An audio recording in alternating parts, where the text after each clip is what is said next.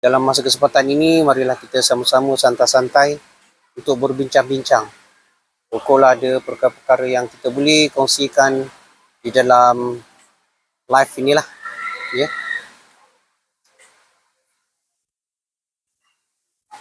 Banyak kisah-kisah kejayaan orang yang istimewa dalam hidup kita. Saya cuba kongsikan 3 perkara ini ataupun 3 cerita ini untuk tetapan kita semua dan untuk diri saya sebagai motivasi diri dan juga kepada ibu bapa. Ya.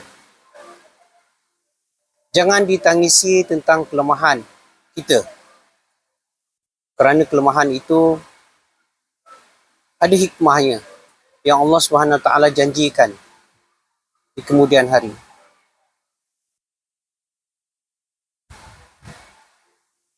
Teringat satu kisah yang pertama. Thomas Alva Edison adalah seorang yang genius yang telah menciptakan 2,332 penemuan baru yang telah dipatenkan. Salah satu penemuan rekaan beliau yang kita gunakan sehingga ke hari ini ialah mesin fonograf.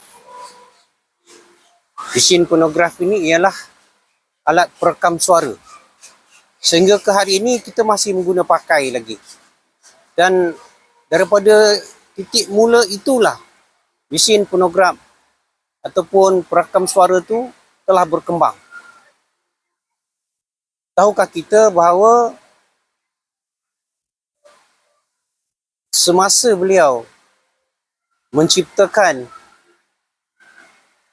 2,332 penemuan baru itu adalah dia mengalami cacat pendengaran. Ya, cacat pendengaran. Di sebelah kiri 100% tak dengar, memang pekak lah.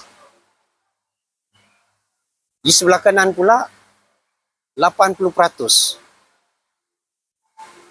Jadi adakah kelemahan itu telah membuatkan beliau lemah? Tidak. Bahkan beliau tidak pernah pun menangisi tentang kelemahan beliau. Ya. Sehingga ke hari ini beliau dijulang sebagai mereka yang sangat masyhur dan terhebat di abad ini. Kerana sekarang pun kita masih menggunakan prinsip fonograf yang beliau ciptakan. Satu lagi ialah Anthony Christiansen. Ya. Beliau ni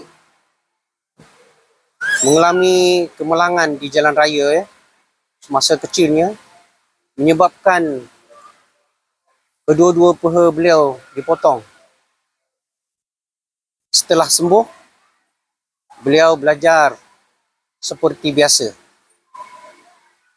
Termasuklah berenang. Akhirnya beliau dilantik orang yang pertama penjaga pantai OKU.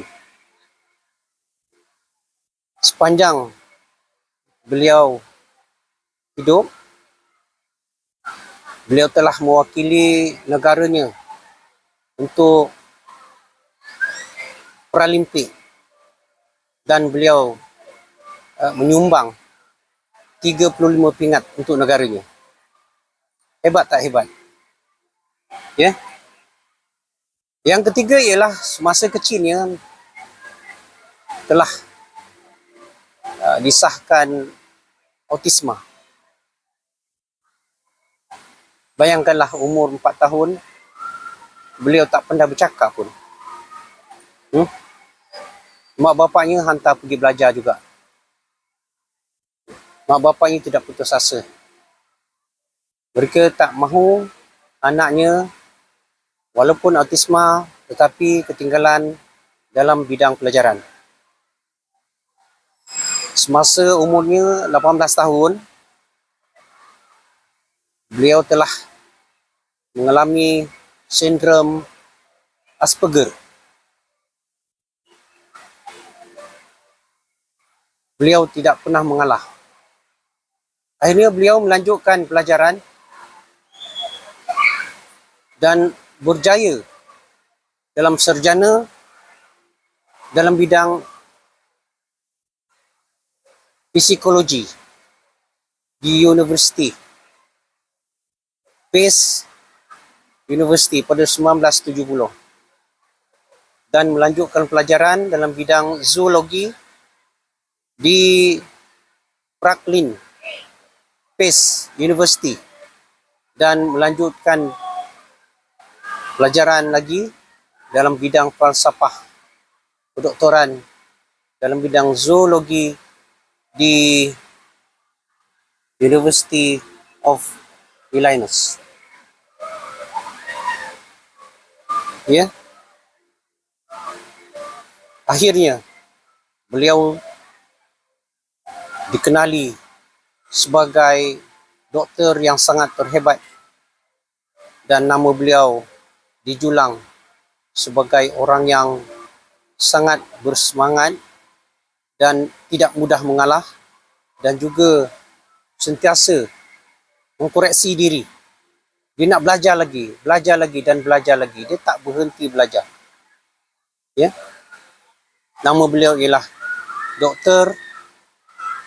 Temple Grandin. Memang di tempat kita, di Malaysia ni memang tidak terkenal, tapi di Amerika Syarikat mereka mengenali mereka mengenali beliau. Ya. Jadi nasihat saya pada diri sendiri, janganlah kita mudah berputus asa di atas kelemahan kita dan juga kelemahan anak-anak kita.